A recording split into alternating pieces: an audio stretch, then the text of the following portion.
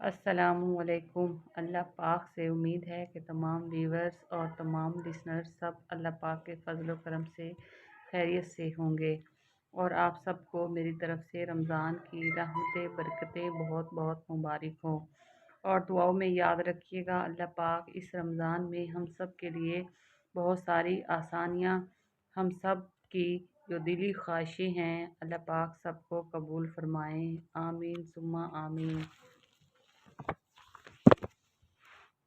आज मैं बना रही हूँ सादा और आसान तरीके से भुनी हुई मूंग की दाल, जो हर कोई शौक़ से खाता है और ये आसानी से बन जाती है, मिनटों में तैयार हो जाती है और जायका में बिल्कुल लाजवाब आती है।